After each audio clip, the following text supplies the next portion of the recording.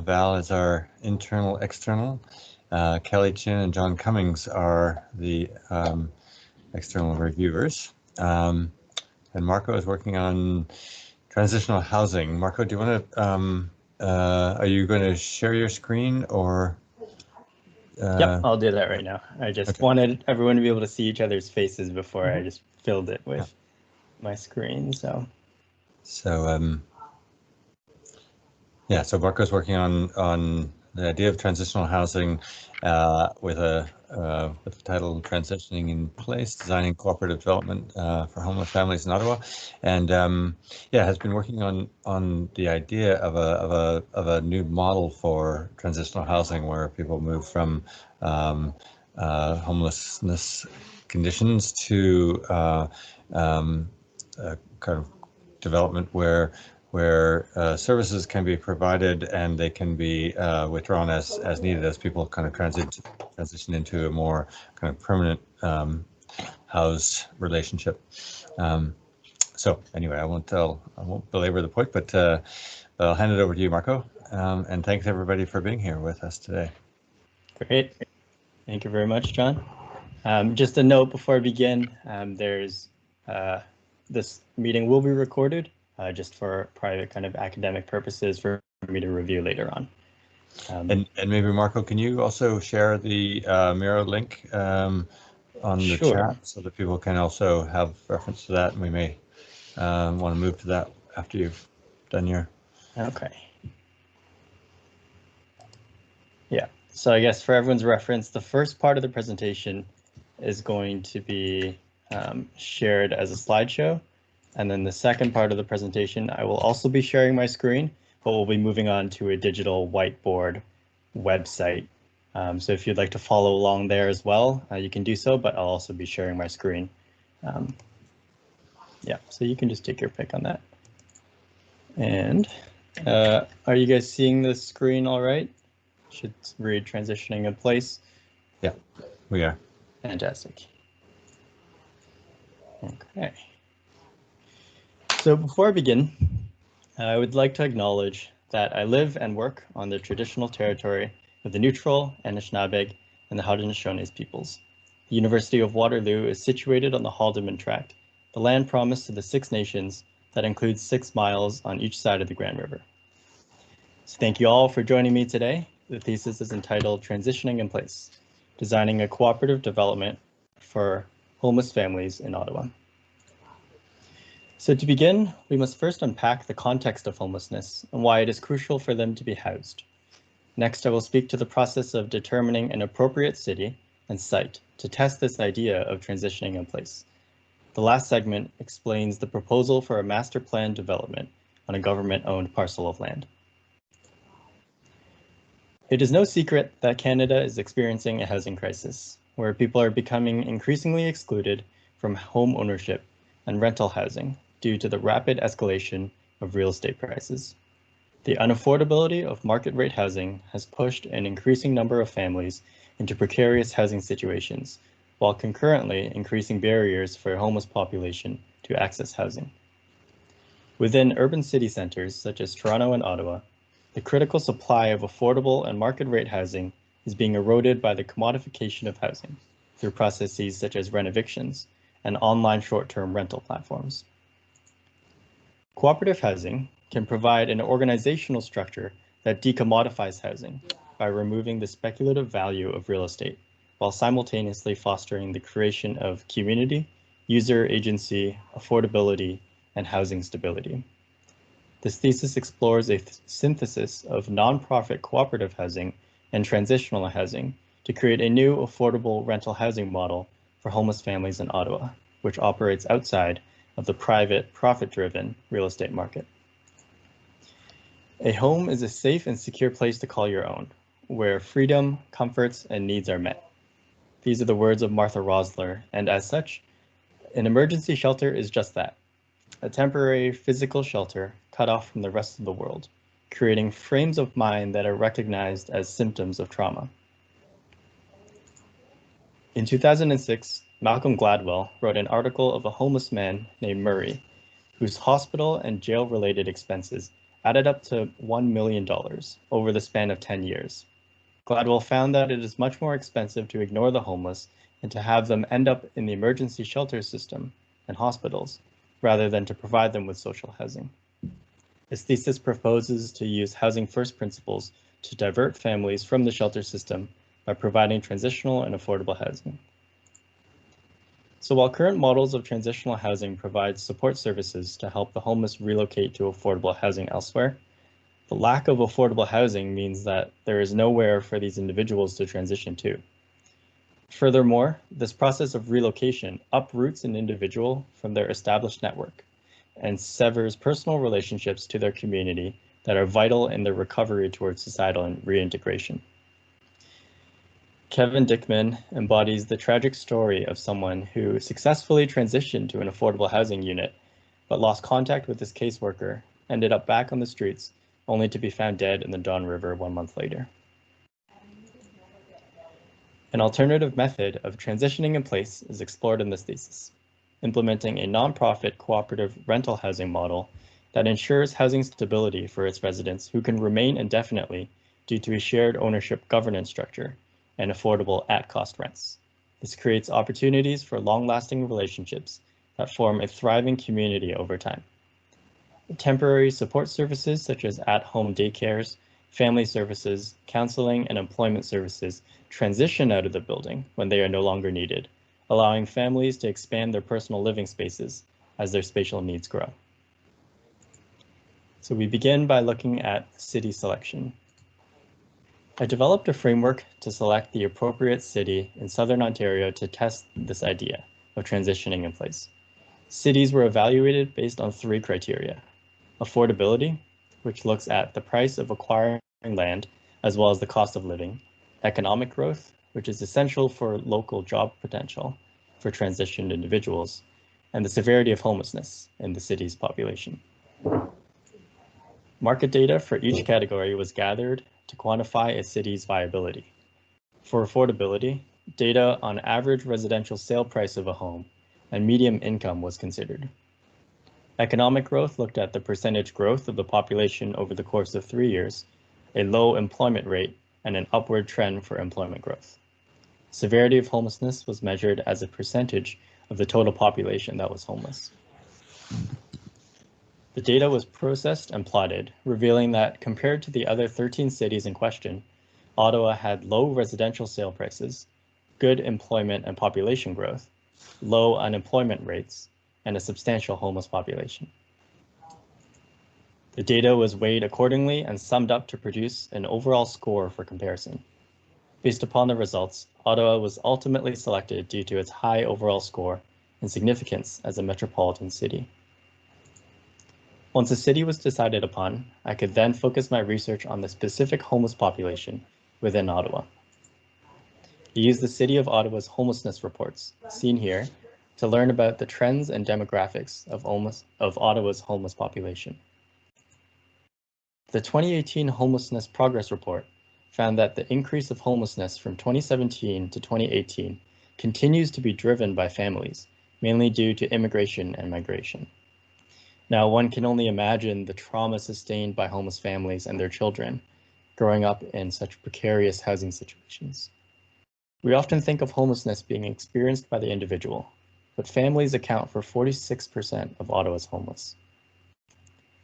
The situation becomes even more grim as we look to the family-specific shelters in Ottawa, of which only one is currently operational, with a capacity of 44 families.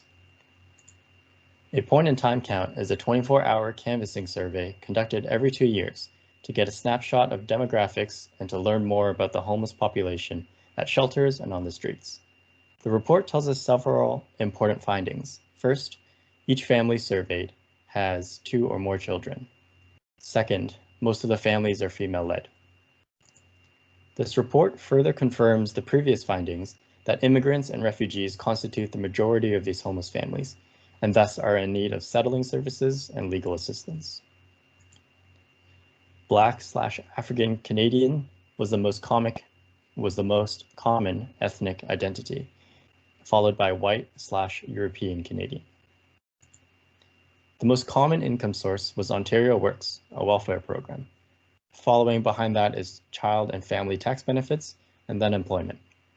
Now, this is important in developing the financial model for the rental housing to be designed later.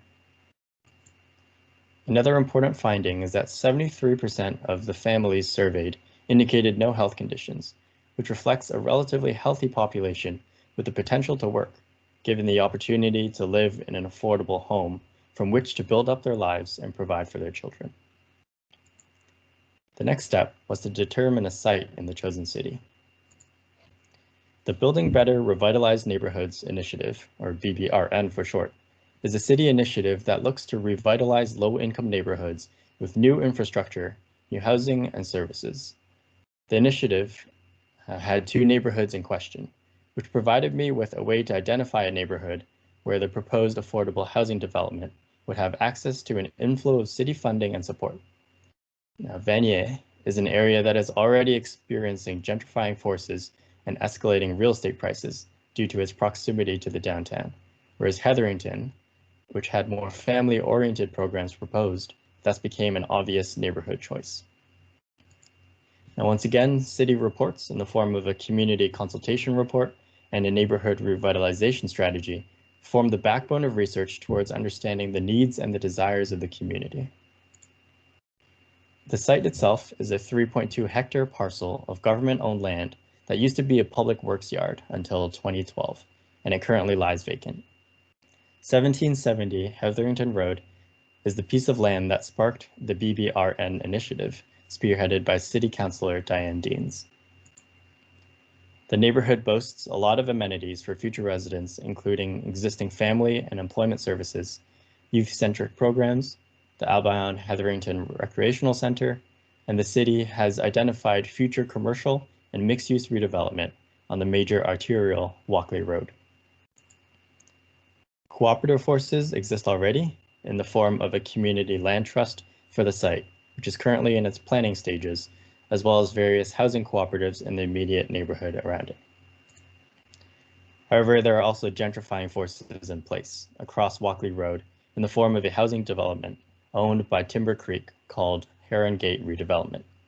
This development is an example of institutional investors such as REITs, eroding the affordable housing supply and commodifying housing through renovictions.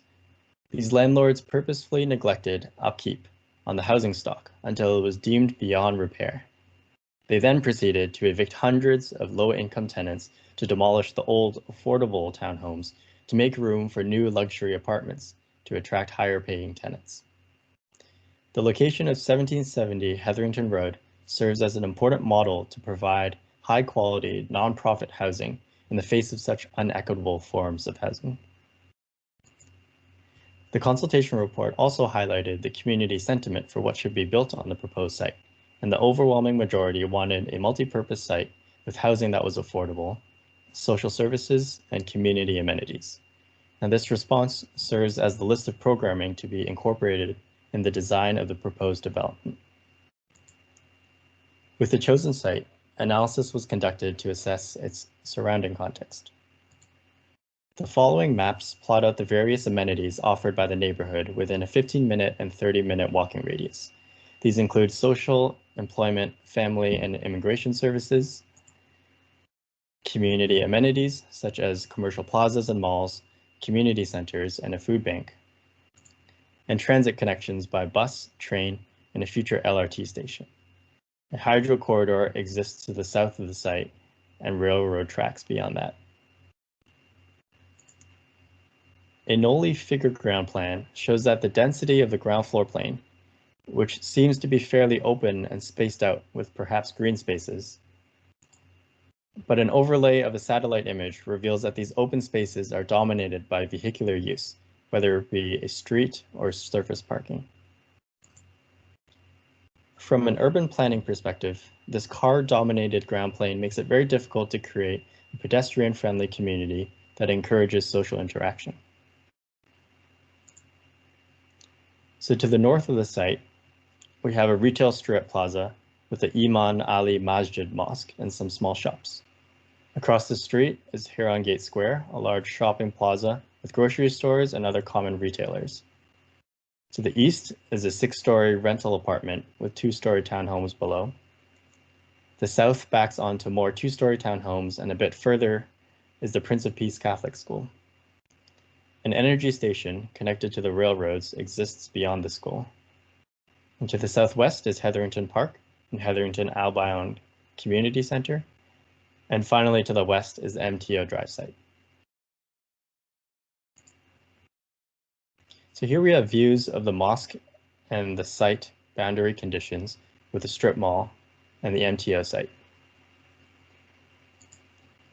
Walking down Hetherington Road, we see the 2-story townhomes to the east and south of the site. Further south to the site, we see a pocket park that exists in between the backyard of the townhome community, a safe place for children to play that is protected from cars. Moving on into the design of the master plan, the considerations were categorized into urban, social, and economic factors. Economic factors included the decision to bury the parking below grade. Now, despite the added costs, this is integral in improving the social quality of the development. A central community hub and park space was created in the center, with additional parks dispersed between buildings, including one to the southwest corner that connects to the school and the community center. Urban factors included designated areas for density, with a sensitivity to heights of the neighboring buildings, connecting to the mosque with a park, and connecting to the existing road to reduce the number of intersections. The massing of the development consists of 6-story timber mid-rise residential buildings with public programmed ground floors, and 4-story stacked townhomes backing onto a shared park space between the 4- and 6-story buildings. A community hub in the center of the development includes recreational activities and a drop-in youth center, and to the northeast features a job center and medical clinic. The large size of this development means that the project would have to be carried out into 3 phases, where each phase aims to tackle the needs of the existing residents in the community in order of priority. This also divides up the funding required, making it easier for the project to get off the ground financially. Phase 1 brings online the most important priorities, which are the sports center, the medical clinic and youth center, cultural center, the employment center, along with affordable and middle income housing. Phase 2 contains more housing, outdoor public spaces, stores and restaurants. And Phase 3 includes spaces for entrepreneurs to work, a bakery and cafe, community garden, parks, and more housing. So this basic financial pro forma calculates the estimated cost of the entire development to be built. Assuming the land is donated by the city and thus operating on a 99-year lease for $1, the cost of building 302 residential units to passive house standards, underground parking for the 6-story buildings, a community hub, and a medical clinic comes in at $143 million. The pro forma estimates funding to the magnitude of $8.5 million from various funding sources, bringing down the net cost to $134 million. Rental revenue from the residential and commercial units are thus able to cover the annual debt service for the low-interest CMHC forgivable mortgage required to build the development. The cost to build the townhome units comes in at $531,000 per unit, with at-cost rents being $2,000 to $2,400 per month. The cost of building the 6-story mid-rise units comes in at $384,000 per unit, with rents for a 3-bedroom being $750 per month, which is in accordance to the shelter allowance received from Ontario Works Welfare. And here's a comparison of the square foot and rent prices of the new Heron-Gate development across the street, highlighting the affordability of this proposal, achieved by the land lease with the city and removing the markup of the developer.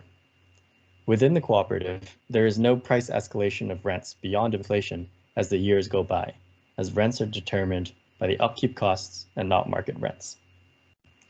The cost to house a family of 3 for 10 years equals the initial cost of the unit and rental coverage for 10 years, which amounts to $475,000. If we compare this back to the example of $1 Million Murray, this is significantly more cost-effective for governments and mutually beneficial for the families who have a secure home to live in. Moving on, the vehicular traffic of the site was conceived of in two loops. The primary loop is for non-residents, seen here in yellow, who are there to visit the clinic services or the community hub, and both have ample surface parking provided. The secondary loop, seen here in blue, services the parking garage entrances for the residents.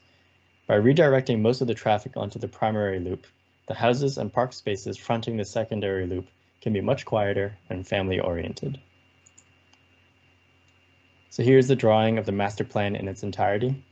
A pedestrian-friendly development with 6-story mid-rise and 4-story townhome buildings that are arranged in a manner that frames an urban pattern of park spaces, gardens, public plazas, and children's playgrounds distributed across the site. The ground floor program includes small shops and businesses that could provide job opportunities and training for the families. These low barrier to entry jobs include a barbershop or hair salon, cleaning services, home maintenance, language tutoring, small restaurants to teach cooking and waitressing skills, and a bike co-op. These small shops rely on the business from the residents and the community, and in turn reciprocate help to the families by providing jobs through local employment. Families have pedestrian access from their homes to the medical clinic and support services, to the community hub, to secure food, safe park space, to community and employment, and all of these work together in harmony to lay a foundation for the homeless families to transition towards societal reintegration. So at this point, I will now move on to the Miro board and switch my screen share. So if you want to follow along at your own pace, there's a link in the chat box for you. And I will continue the visual presentation over on Miro.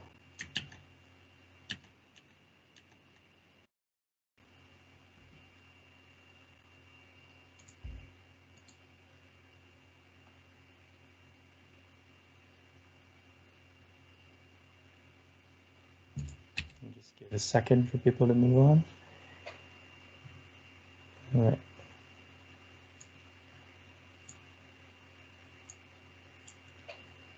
So the first type of buildings that were designed are the 6-story residential mid-rise buildings, designed to a passive house standard for operational efficiency. The design of the residential units caters specifically to the identified demographic of homeless families, meeting their specific needs such as daycare services, housing stability through affordable rents, privacy, community, and spatial flexibility over time. Throughout the building, a 6-meter by 6-meter structural timber column grid supports each floor, allowing for non-structural partition walls to be added or subtracted at any time. 3 unit types were designed to account for the different types of needs. The floor plate is designed in consideration for single-parent families or younger families who require daycare. Daycare costs can make up a significant portion of their monthly budget, sometimes even more than rent. Daycare is integral for the parents to work, but often is a financially unattainable service. To address this service need, an expanded double-loaded corridor typology is used to lay out each residential floor of the building.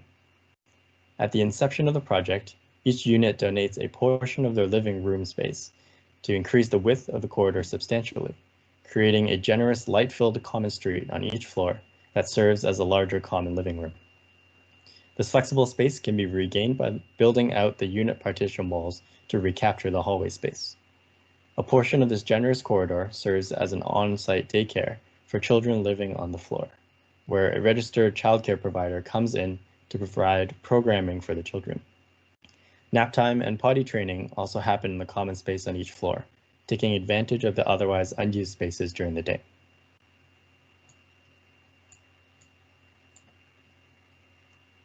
So Unit A has 2 bedrooms and 1 bathroom, featuring a child's bedroom with a bunk bed, a living space, dining, and kitchen space. The parent's bedroom acts as a semi-private space within the unit.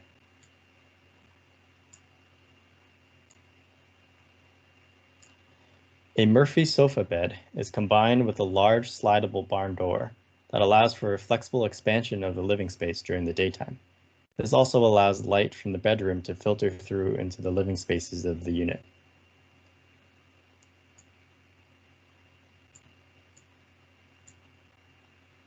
Unit B is the expanded model of Unit A, designed for self-sufficient families who prioritize privacy. The layout is identical to Unit A, with the exception that the space in the corridor is captured back within the unit, and the entire unit is private for the family. This extra space provides a spacious living room or a den and working area.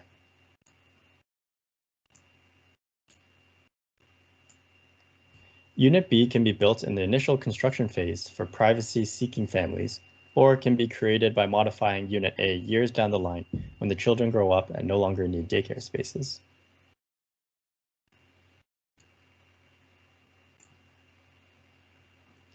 Unit C is a two-family unit with 4 bedrooms and 2 bathrooms, and shared living and co-working spaces and cooking spaces. This unit is designed for families who enjoy or do not mind sharing portions of their home with another family, reducing the workload of housework and chores. By sharing, they often are able to avoid unnecessary duplications of kitchens, dining tables, and thus get more living space as a result.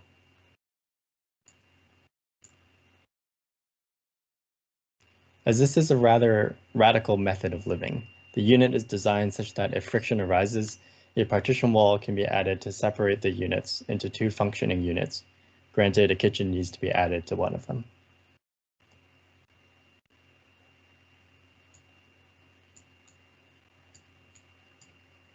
So moving back to the plan diagram, this is a sample test fit of one of the possible initial configurations of the 3 different unit types. The majority of the units are type A to allow for a generous interior street, while Unit B provides a more private corner on the floor plate. Unit C is also placed in the corner to maximize natural light gain from two sides of the facade.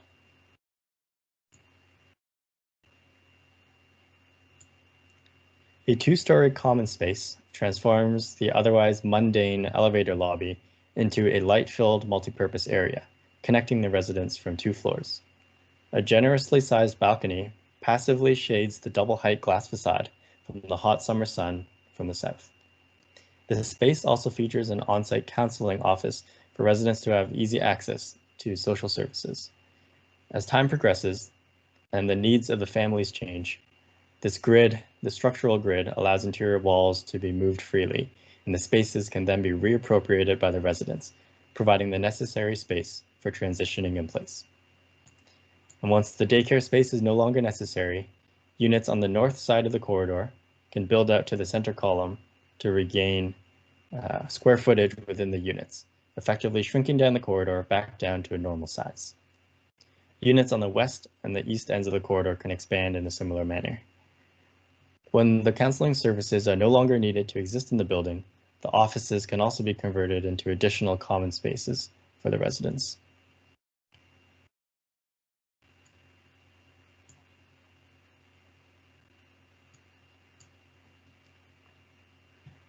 Communal spaces are provided throughout the building, and the various scales at which these spaces are shared reflects the heterogeneous nature of the resident base and their needs. The largest scale of sharing is the common house, which serves as a public living room on the ground floor, shared by all residents in the building. This amenity includes a community kitchen for cooking lessons, tables and seating for cooperative town hall meetings, and public digital tools including computers, Wi-Fi, printers, and television. Moving down the scale of sharing, the 2-story atrium spaces are shared amongst every 2 floors, while the corridor daycare is shared with residents on the same floor. Unit C includes shared dining and living room spaces between 2 families in the same unit. Now, communal spaces provide residents with access to much more space collectively than if they were to each have a slightly larger private unit.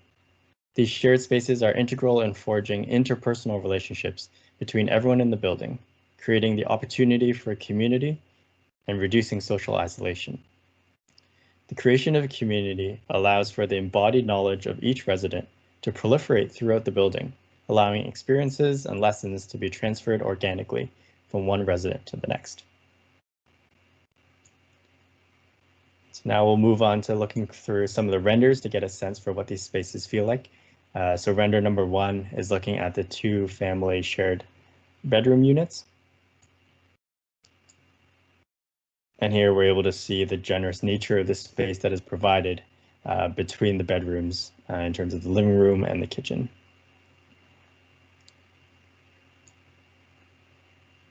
The second render takes a look at the 2-story daycare space that's provided for every 2 floors. And in this render, we're able to see the exterior balcony here that's being shared between the 2 floors, this double height space, which serves as a daycare area during the day when parents are working, as well as a kind of flexible space that's provided on the floor plate. The third render takes a view looking down this pocket park, which exists between 2 rows of townhomes, as well as fronted on either end by the 6-story mid-rise buildings. And this is that view looking down. And here we see a punch through then connecting to the residential neighborhoods beyond, as well as an idea of a barbershop and local ground shops. And then the backyard then that is shared and expanded as this kind of playscape for children and families to grow up in. Finally, the last render is taken from the street corner here, looking down the proposed road to take a look at the relationships of the 6-story and 4-story townhomes within the development. And things to note here are the medical clinic on the northeast corner, as well as the cultural center located here on the ground floor of one of the buildings.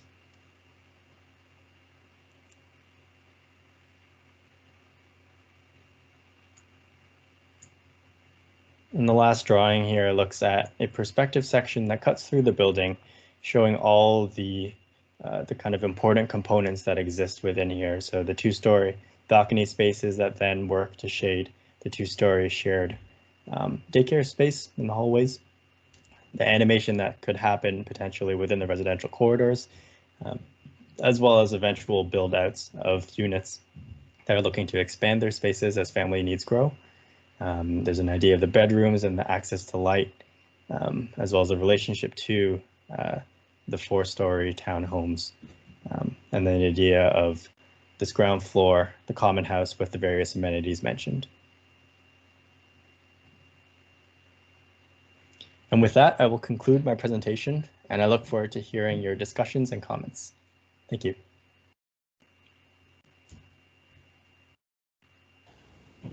Thanks, Marco. That was a very clear and comprehensive presentation. Invite our guests to jump in as you wish. Sure. Thank you very much for that presentation. That was terrific, very thorough. Kelly, do you want to take a first crack? Or? Sure, yeah. So yeah, first of all, thank you. Like, this topic is really timely, I think, and it's definitely a challenging one. Like, there's a lot of sort of factors at play here. And so yeah, thanks for taking on this topic. For me, I have a couple of items. First being, what I do find that is missing is sort of that first experience approach. I do appreciate that you've included a lot of reports such as the BBRN, and that's where a lot of your information came from. However, I know, especially here in Toronto, a lot of the feedback from people experiencing homelessness is that these reports don't accurately showcase the needs and desires of these communities. So I think it would have been great to include some of this type of firsthand experience in your proposal. I'm not sure about in Ottawa, but in Toronto, like the Encampment Support Network, et cetera, and there's some NGOs who really do offer sort of shed light on some of the firsthand experience. So I just want to be careful about relying too heavily on sort of academic data to sort of dictate the needs of vulnerable populations. And just a little nitpicky comments. So when you're talking about affordable housing, I just want to be clear that affordable housing means market rate units, market rate or just below market rate units. And so what I think you're actually meaning is deeply affordable units, which will be either subsidized by the government or a lot further below market rate, because market rate still often isn't affordable to a lot of these populations here. The other thing that I wanted to mention is you did briefly talk about sort of the emergency respite shelters, and this sort of proposal is a definitely in favor of a housing first approach, in which I think like everyone is on the same page. Governments are on page. Housing first approach is really sort of the direction that we want to go into. However, I do just want to be careful that the emergency respite facility is a typology that is still needed. A lot of communities do benefit from these sort of closer supports, so they won't actually need to be eliminated. I do really appreciate some of the sensitive topics with your scheme that you touch on. I do really love how you've considered sort of the other elements that often aren't considered when designing for homelessness, such as you know, places for employment and community support. So I do appreciate sort of that sensitive aspect, and also the flexibility that you've included with some of your units, because again, you're saying that you're hoping that these could grow with families, et cetera. Yeah, I'll pass the mic over. I just want to thank you again for the presentation. I think it was very thoughtful, very thorough. I appreciate it started with you know, a thoughtful site and city analysis, and that you looked at the economics of it and then transitioned to the architecture. I think the architecture and the urban design were all very thoughtful and very sensible. So I'm going to make some comments, general, just for consideration about the broader issues, and then on the urban design and the architecture, which I guess I'm kind of equipped to do. So on the idea of transitional housing, I think that's a very thoughtful thing to do, with going from transitional housing to affordable or deeply affordable housing, as Kelly said, all in one spot. The issue with that in your project will be that it's transitional housing only for the specific people that move into it initially, and then it is no longer transitional housing if it's all successful, right? So you'd have to audit your project's success also in regards to how replicable is the project across other sites in Ottawa and elsewhere. That's kind of a rhetorical question, but well, maybe you could answer that. Like, how have you looked at how replicable you think this is? Would it have worked for the other site or sites that you were auditing? Right.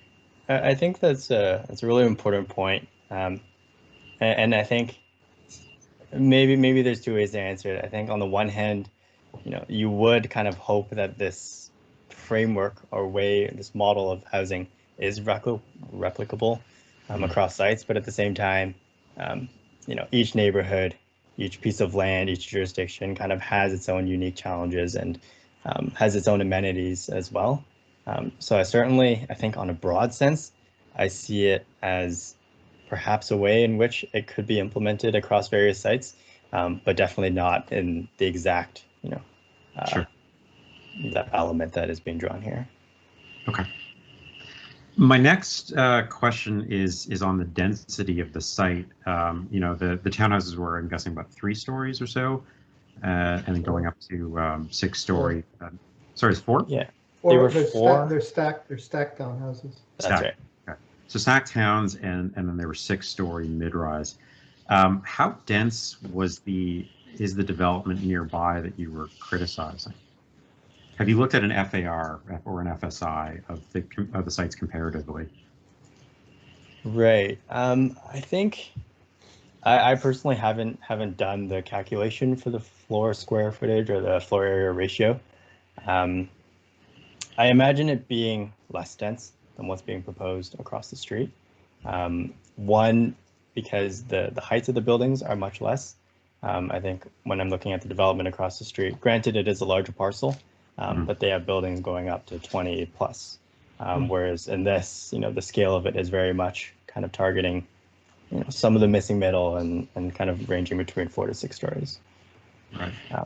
I raised that question because similar projects, or at least affordable housing projects in Toronto, most recently in the Housing Now program with the city, have kind of under some criticism in the press. The Globe's architecture writer Alex Bezipovic has been criticizing it recently, that those sites, by using density metrics that are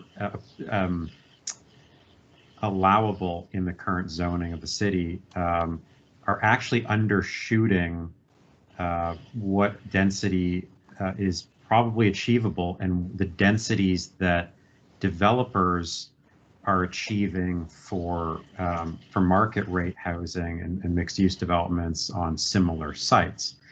And so the criticism is for those projects in Toronto is that they're with a limited supply of land and a limited supply of city-owned and controlled sites, that they're maybe they're being too cautious and not ambitious enough in a way that if those sites, for instance, went out to sale to a developer would be pushing for greater density.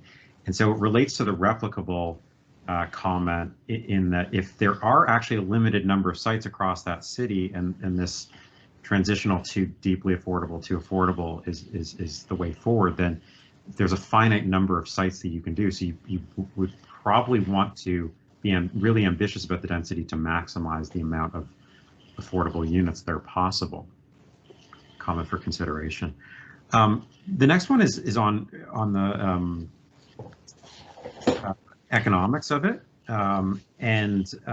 like you went through some of the slides quickly. I don't know the construction rates and so on, and what the rates of housing are in Ottawa relative to Toronto. From what I saw on screen, they're considerably less, both the construction costs as well as the rental costs in Ottawa, and that comports broadly with what I understand, that Ottawa is cheaper than Toronto for both construction and for rents. So there's a certain amount of I have to just sort of believe those numbers. But I would say that with whatever you're factoring into your economic mix, is to be careful about thinking about what programs can really pay for this project long term, and that there is an adequate mix of from both an economic and a social level, that there's an adequate mix of market driving programs such as retail at grade and so on, that can help pay for the upkeep and the maintenance of this project with commercial rents. And then also whatever the mix of middle class market rate housing is relative to the more deeply affordable units.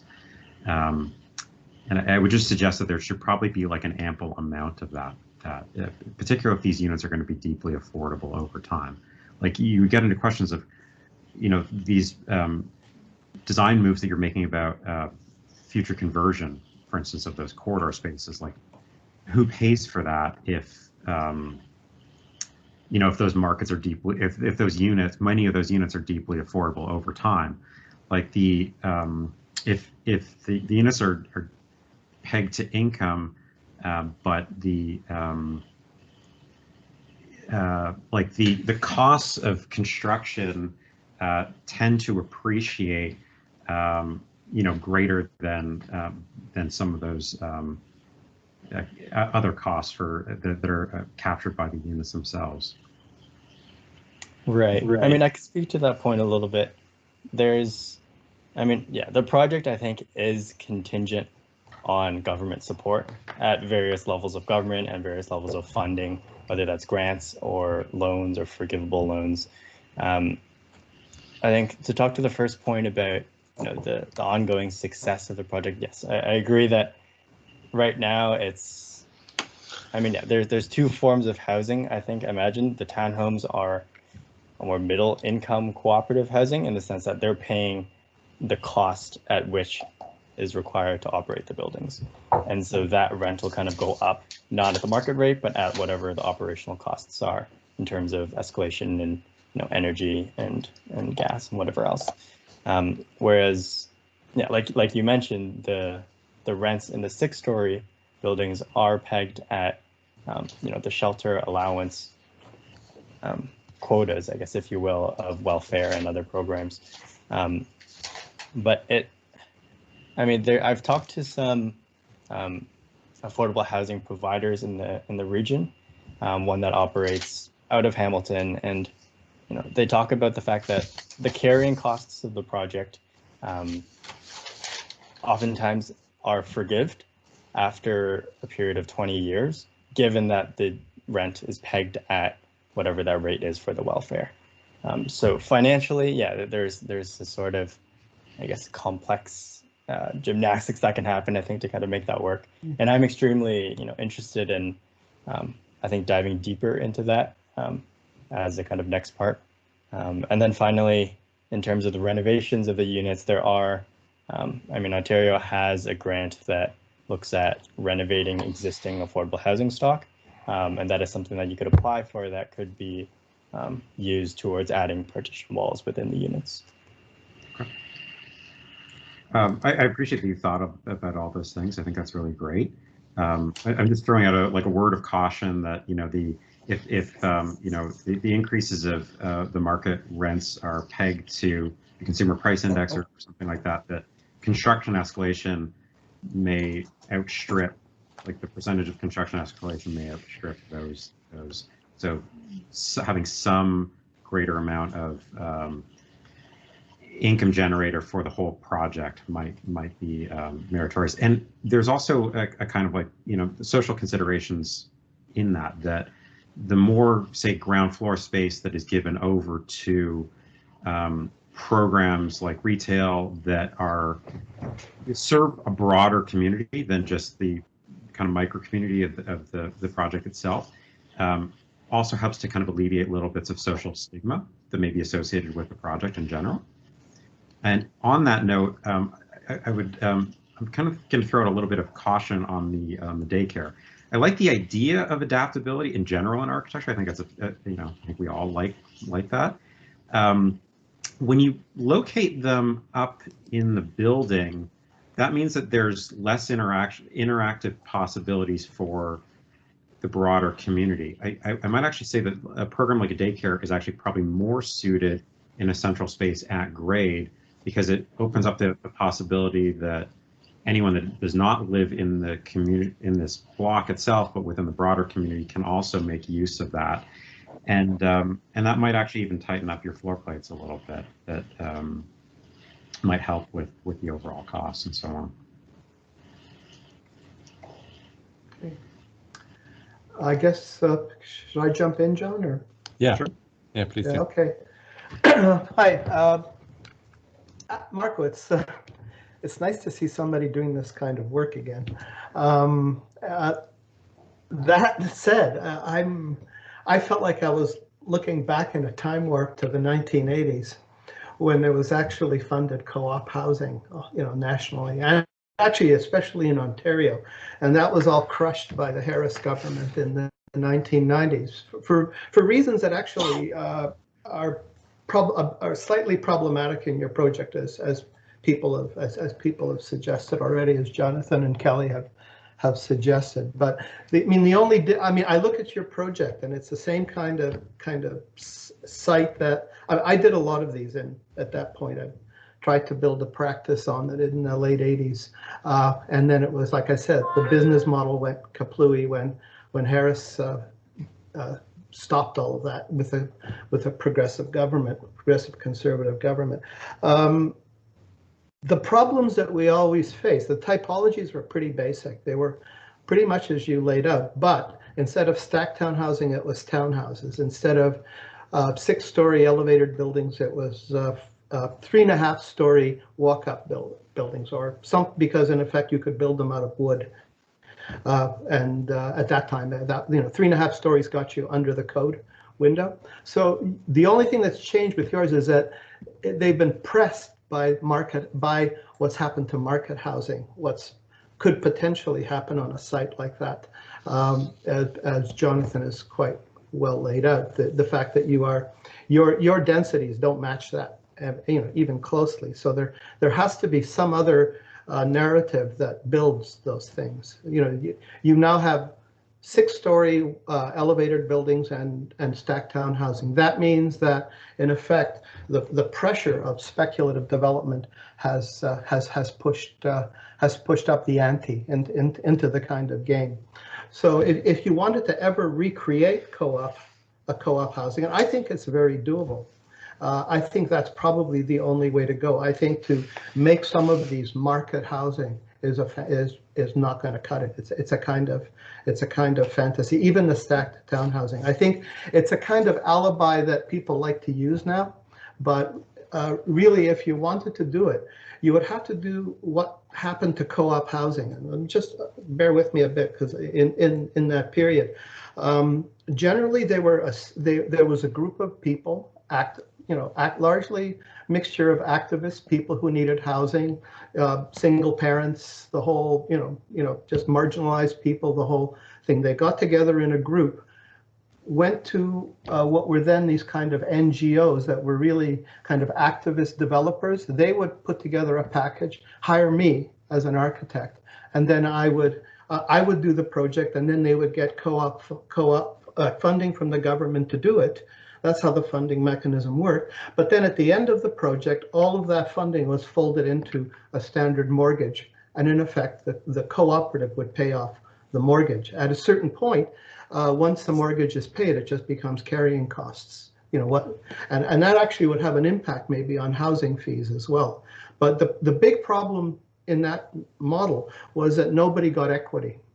There was no chance to build equity, which in a lot of cases is a way out of this kind of hole that people get themselves into, and society gets them into, frankly, with homelessness, but also with housing precariousness. And trust me, personally, growing up as an immigrant kid in Toronto in the 1950s and 60s, housing was pretty precarious. We moved about every 2 years and into things that weren't apartments. So at this point here, what happens in that framework was that the government, in order to facilitate the funding, started to load up exactly the kind of housing, which was subsidized housing that you're talking about for people who are even more precarious. And that gave the excuse for the Harris government to cancel the whole program, because they said, we don't fund subsidized housing, even though it was perfectly good cooperative housing that was self-sustaining. So at a certain point, I really think you have to clarify your economic model as an alternative. I don't think you can, I wouldn't touch the market. I would make this a matter of creating a model where social policy can work their way back into it. I think the market, I've had these conversations with Mark Sterling, who's a really good friend, who's at U of T, and Mark has a very dark sense of humor, and when he's in private, that dark sense of humor comes out about the densities that he has to kind of hold his nose about. So it doesn't make good city building. So I think you have to be provocative in this thesis and say, not only am I providing this kind of model, which can create a kind of equitable social environment, but it's one that has a kind of narrative to pull people out of a kind of problematic state or hole, but also one that actually can, in effect, build equity, build a kind of longer term continuity within the community. So I'm thinking, typologically, everything kind of works, but I think the kind of script and the narrative for how you get to that is what still, as Jonathan has pointed out, is still a tad unclear, and that's where I would try to go back to those older models and see what was really good about the old cooperative system. The stuff that built all that nice stuff that's now being renovated in Toronto, built in the 1980s. There were architects like Paul Ruber who built whole practices on that. And the other one is to figure out how you can actually adapt it to today's social conditions, and actually how to push back on the market, because I think the strongest case that you have is the case that it costs more to provide this kind of social support network in an ad hoc way than it does simply to give people a reasonable place to live with a kind of path to a kind of ownership and stability. So that's the capitalist in me talking a bit, but it's also the kind of old socialist too. So I think you have to kind of find that path that's right now is a tad murky, because we're so enamored at some kind of weird negotiation with the market that we have to do with market housing. And so I would say if this is government land, let the government stop trying to see that as a profit-generating venture.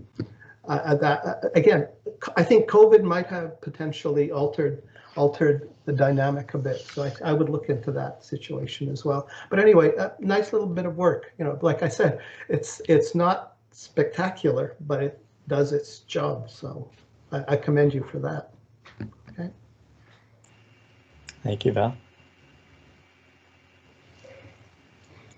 Adrian. Hi. Thanks, Marco. It's really nice to see this project develop. And one of the things I like about it, it kind of relates to this conversation about density and mix. I really like the urban planning of it. And I think that this view on the bottom right is very nice, kind of looking in the kind of entrance into the courtyard for vehicles. And the scale of the neighborhood, I think, is very interesting. So I had similar questions to John along the way about whether the heights should be a little higher. And even in relation to your own diagrams, like the earlier diagram where you talk about sides of the rectangular site that might be more suitable for higher buildings versus sides of the site which might be suitable for lower buildings. I think you could have maybe engaged that a little bit more, the differences between the sides of the site by varying heights. But I think that there is something, I agree with Val, that there's something nice about not going too high. And you create a different kind of neighborhood. So it's not the same. I mean, you can put a lot of density, you could put a lot of height in this space, and it would be a very different kind of neighborhood. And I think that we don't, as architects, argue enough around those issues of built form and the ways in which built form creates different kinds of spaces which feel different and have different social characteristics. Now, obviously, it's hard to map those social characteristics onto specifically scaled spaces. You would have to do a lot of post-occupancy analysis of urban space to do that, and I don't think we do very much of that. But I do think that we experience space as architects, and we do have a sense of what works and what doesn't. And I feel like you have a good sense of how to create urban spaces, and I like very much the variety of spaces that the interplay of the 6-story larger building and the parallel townhouse blocks constructs on the site. I like the way you create, a much more public area for parking around the community center in the center of the space, and then develop these much smaller squares, very, I think, nicely formed and scaled urban spaces that we can see in the rendering directly above the one where we're looking into the development. So I think you're developing, I think, a real skill at the site layout and the creation of urban space and the scaling of urban space that I think is very exciting. And I also really like the idea of transitioning in place. I mean, I think the initial hypothesis of your thesis, which is that a cooperatively run space and transitional housing can somehow be brought together, is a really great idea. And in that sense, I guess there would be some economic, the carrying capacity of the site would be increased as people gained more stability in situ. So rents would potentially rise actually as people gained more economic stability in situ. And I think that part of it, I also have questions about the mechanism, the specific design of the transitioning. And I think that's one of the real challenges, and maybe one that, I think it's a really interesting experiment that you've come up with. And I think there probably are others that need to be made as well about how space could be variable, how it could be shared more in one period and another period. And so you've isolated families, but I guess I didn't really catch how you could focus only on families that need daycare or are pre-daycare. There's sort of a window that you're looking at, very specific window of time for families. that the whole development, at least all the 6-story buildings, kind of revolve around. And thinking about the variety of families. So yeah, I mean, maybe you cluster families who have that need in certain floors, but then presumably there would be other floors somewhere in the development where there are families with children of different ages. So that's just one small detail. And then I think it's already been raised, but the question of turnover. So although you want a transition in place and you're trying to make it expandable so people can live there for a long time and not be, not feel like they need to move immediately because things can change. Eventually, people will move, and then what does that offer for the next cycle of people in the building in relation to the question of transition, or I mean, just what does it mean? I think that's just an unanswered kind of question that is raised by the project in interesting ways. So I think it's a very provocative hypothesis, and I really appreciate the way that it's the experiment of it and the way that you've engaged the site planning. I think it's really, in a way, my favorite part, and I think the most skillful part of the design. So, thanks. One thing has to change a bit. One thing has to change a bit, is that government agencies, whether it's municipal, provincial, or federal, in this case it's Ottawa, so there would be federal, they have a lot of land, and they have to stop behaving like developers. They have to stop monetizing the land to a commercial maximum. And I think that would be a way that you could take this model and parlay it site over site over site and say, if you guys are just responsible, you can build this and it will take care of the housing crisis. They're not going to do it. The market's not going to do it. Absolutely not. The market has other agendas, outside investors, the whole bit. And but so again, that's just the one thing I could add to what Adrian was talking about. I think there's a route here that you don't have to just simply say this is a machine that turns over people into a kind of market existence. This is an alternate way of living in the city that is quite reasonable and good, a good life. So just push that. Yeah, I really like those ideas, Adrian, that you brought up, and Val, you just built on. Because in reality, I think the project really is about how do you have, well, yeah, I think Kelly kind of raised something, but the fact that there isn't, I think connections with those who, like people who are at the forefront, and the experiences of those who are homelessness. But, if this project were to ever exist in reality, the hope is that it is a kind of bottom-up approach where it's not the government saying, a blanket statement of how we're going to deal with everyone who's homeless, but it really is about, isolating 300 families and saying, this is how we're going to provide what you guys need to be able to transition from the place that you are now until, until you reach a certain stability, versus, turning people over in this kind of machine that, pulls people along. Just out of curiosity, have you looked at any sort of precedents or examples of sort of smaller scale shelters that offer individual units? Because there are some in existence right now. So I was wondering if you had looked at any precedents of these. Smaller shelters with individual units. So, I guess essentially what you're proposing here.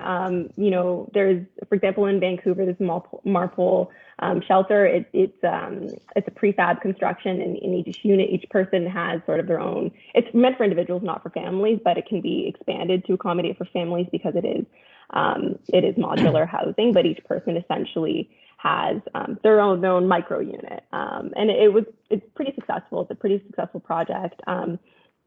I would love to see some sort of comparisons between what you're proposing and what already exists, and the difference between those. Because again, like as I mentioned, it would have been great to highlight some of those more individual scale elements as a more considered approach into how this, because ultimately this is being designed for people who are experiencing housing precarity, right?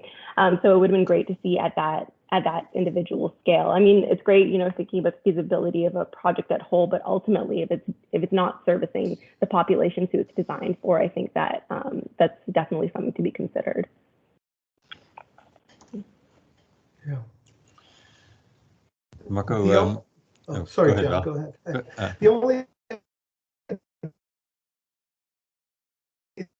The only thing is you're going to have to, this is not an urban project. You're in like more like parts of Scarborough or you clearly backed off Vanier, which was a smart move.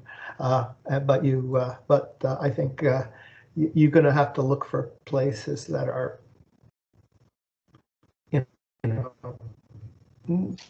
not that something that would then make those places better. Like the large swaths of Scarborough, even North York, in a city like Toronto.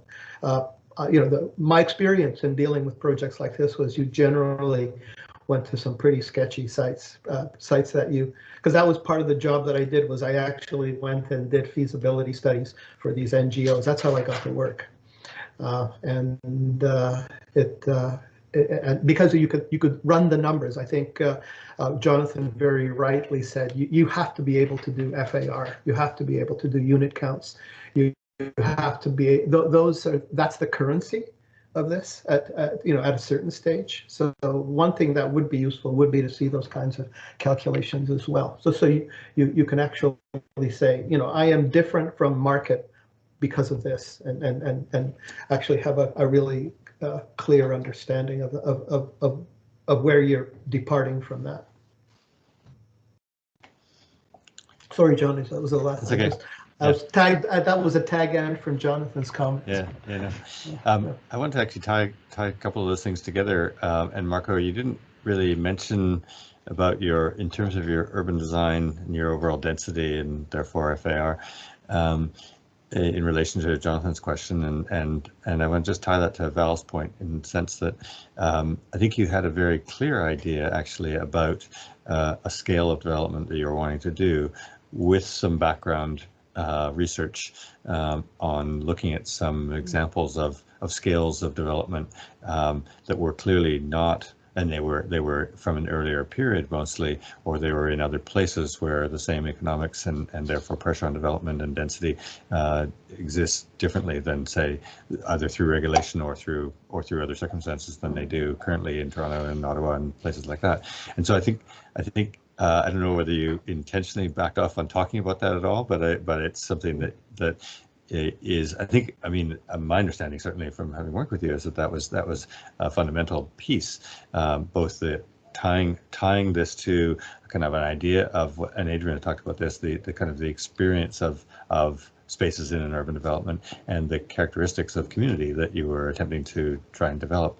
And I think in some sense, Val's proposition that the government-held lands could back off from replicating market conditions and say, no, we're actually gonna set up a different scenario. And I think in a sense that would be an answer. That kind of an idea would be an answer to Jonathan's question, which is a very legitimate one. And he's working within. I mean, the company that he works with developers and is therefore, and they're providing housing, but they're doing it in a fundamentally different context. And so I think that there is a sense that you need to, in your thesis, be able to make a clear statement about what your values and what your proposition is in relation to, whether it's land availability, whether it's kind of the creation of a certain kind of density for particular reasons. I think it's very important that you are explicit about that. It's implicit in your drawings and in what you've created, but I think you also need to state it. So I don't know if you want to say anything about that. Right. So I think there were mainly two precedents that I was looking at. One was a cooperative development on an urban scale that featured 6-story buildings in Zurich. It's called the Mehr als Wohnen, as an example, and it was a very successful development done at 6 stories, also built to very high energy efficient ratings. That is a cooperative development and people love living there, from what I've read and researched. And then the second example, was on in Toronto, down by the airport. There's a community there that has a similar style of having 2 taller density buildings bookend 2 rows of townhouses with the pocket square in the middle, pocket park. And so there's the island airport you're talking about, not Pearson. That's right, in Toronto. Sorry, yeah, down by the islands and the water. Yeah, so those are two projects that I think, due to the constraints of time, I didn't mention, but perhaps they could have been useful, and they are written into the thesis document. I just want to say I'm not speaking entirely as a socialist. Don't forget, I mean, this is for Jonathan's sake too. I worked in the past for Marco Muzo and the De Gasperis family, so it's not like, but and that's why I really think it's important to have a command of the numbers that way, because that's your your expertise that people listen to you. A lot of the kind of the social equity and social justice narrative is it needs that prop of statistics, that especially land development statistics. I don't say why, but it does. Don't ask why, but it does. So, but I do think you need to kind of put that in the work. Because I think this is a nice little project. I'm intrigued by the fact that 6 stories seems to actually be a magic number here. That once you're above 6 stories, you're into another kind of world. You're on that slippery slope to the area around that to a place like what they want to do to Sky Dome now, or the Rogers Centers. You're into that kind of world, or what they want to do to St. Lawrence now. Those kind of extra little bits that they want to stuff into corners of St. Lawrence now at 20 stories and that. So I think it's a really interesting discussion here, and I would think the thesis is a perfect venue to offer a pushback on that. Instead of a better version of it, a thesis is your chance to say, let's take a couple of steps back and approach this from a different angle, which is what you're doing, which I think is sound. If we're not tight on time, I wouldn't mind making one other comment about the architectural proposal, mid-rise in particular. Some things that Kelly and Adrian said kind of rang with me a little bit. About the provision of say units for single persons in Kelly's case, or Adrian's idea about eventual turnover in people, notwithstanding the central proposition that it's about transition in place. You have this idea of convertibility of some of the central social spaces on the floor plates, and I like that. As I mentioned earlier, this idea of convertibility. I think for me, maybe if you were to evolve this further, would be to work out a system where there's kind of a greater degree of flexibility of unit conversion, almost like unit to unit. Like you've set up a post and beam system with few shear walls in here, which I think is a very good thing. If you were to say locate the plumbing shafts right always at sort of the grid line, but not in a location which could allow for a greater amount of adaptability for future unit conversion, I think there's a real architectural project. So like, a unit of 2 could then become 2 ones, or could be adapted. It'd almost be like a bay to bay to bay system, whereby like the unit that is available that suits the next person that's coming in, or family that's coming in for that is in need of transition in place. Like the system could be adapted for almost anywhere on the floor plate based on what's available when, and so on. And I think there's a real architectural project that suits the social project as well, just for future consideration. Yeah, for that point, you should check out, if you still have time, you should check out Rob McCaughey's thesis. That's what he actually does for 6-story buildings on Dundas. So have a look there, okay? But they were higher end, but the principles still are the same. Right. Yeah, I mean, that's really interesting, John. There's a project, I'm sure, I don't know if you guys must know SVN, I guess, planners and urban developments and architects. They have a developer arm as well called Parcel Development, which operates on this idea of, you have a floor plate that, the structure is intact and it does whatever it wants as a system, and then the walls can kind of be moved around. And the idea is that you buy parcels of, I think, 250 square feet or something like that, based on what you can afford. And then you build them out as shell basically, and you can furnish them later on. So it's a way to get your foot into the market as kind of affordable housing. I think it was like 20 or 30 story building, and this was proposed in Hamilton. But the project fell through due to construction, I guess, escalation in prices. At least that's what they said. And so, yeah, I guess I'm curious. Yeah, there's a fascination, I think, for flexibility, but in that one, it was almost kind of taken to a next level. Whereas I think in this project, it's kind of dialed down a little bit to kind of say, if you only expand in one dimension, does that make the project more financially feasible in that way?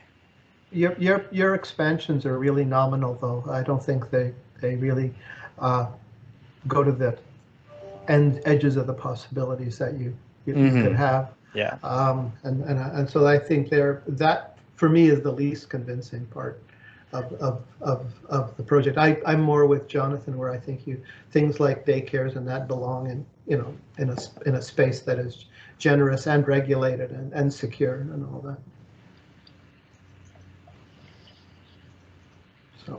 Just one comment again about that. Sorry, I know we're pushing past time here, but just something sort of piqued my interest. Another thing to consider is this is, I believe, proposed on the site because it is government-owned land. Is that the reason why the site was chosen? Again, I think this is also just speaking to some of the other comments on how it can be replicated further. But again, considering the actual population who's using the area, that might not necessarily work. That might not be where the highest population density of people who need family supportive housing is. So I definitely would consider that. I recently did a survey of all shelters in Toronto from City Council. So I went in a couple of months ago to every single shelter that's in Toronto and surveyed all of the rooms. And speaking with some of the residents, most of the people were like, well, I'm now located in Brampton when everyone I know is downtown. And so that's something else to consider when site selection is just, again, considering who's actually using it. Yeah, when I was a teenager, my mother wanted us to move to some of the first, asked if I wanted to move to some of the first public housing in Rexdale. I said, no way. We're staying downtown. So, exactly. Yeah. So that's personal. Okay, I just wanted. Well, we're close to the end of time. I think it's been a fantastic discussion, and yeah, really appreciate everybody's input. Before we wrap up, are there any? So, I guess for those of you who are not totally familiar with the setup here, the thesis review is a point where students have the opportunity. I mean, they have to put together a book, which is the completed thesis, and so there is, unlike a kind of thesis defense where essentially the work is finished, this is still a work in progress somewhat. And so if there's any kind of concluding comments that anybody would like to give to Marco that would be useful in terms of his thesis book completion over the next month or so, it'd be great to hear.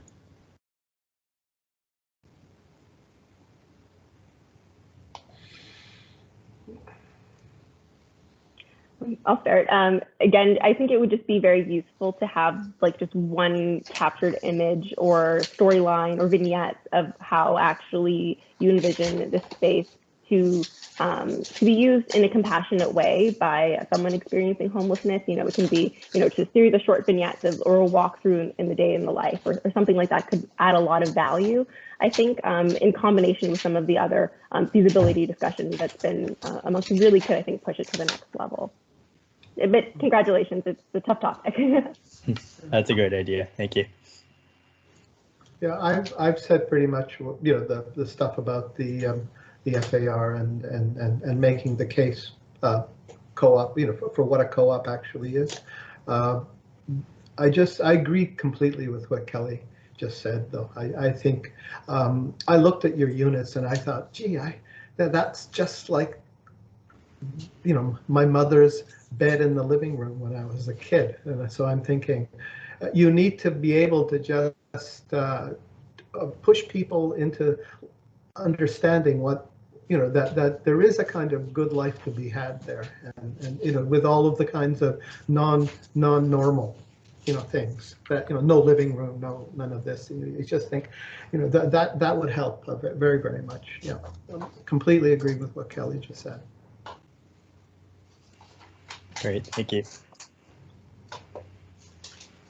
I could just say, I think I like the pro forma. I mean, Val's been talking a lot about pro forma for this project, and you did one. I must say, I did not understand it fully in your presentation, and maybe working a little bit more on making it transparent for the reader could be useful. But I mean, I've seen it before, and I didn't quite understand it then, and I think you've done more work to try to make it transparent, but I think even more work a little bit more transparency would be great. But thanks for doing that, Marco. I think that's an important part of it. No significant comments on what I had already made. I mean, the architectural comments are for kind of future consideration of the future project and so on. Great. Thank you. Well, thanks everybody. It has been a really stimulating discussion. I think, Marco, kudos to you. I mean, it's been able to be a really stimulating discussion because I think you've got a very interesting thesis topic, and I think they've presented it extremely well from the point of view of the justification for what you're doing, to the urban design, to the with the caveat from Mel's position, which I agree with, about the questions of FAR and sort of relating it back to the metrics of the development industry, and so that you can then talk about values as well as you can talk about numbers and what the pressures are. So tying those two things together, I think, is really important in terms of values of what an urban design proposition is doing, what it's trying to do, and what the mechanisms by which it can be delivered are, which I think you've come a long way towards. So it's really, it's been a great conversation. So thanks everybody. Thank you. Amazing. Thank you, Kelly. Thanks, and Mark. John, Thank Val, you. John, and Adrian as well. Congratulations, Really appreciate Marco. the feedback. Yeah. Great work. Thank you very Thanks, much. Marco. Yeah. Yeah.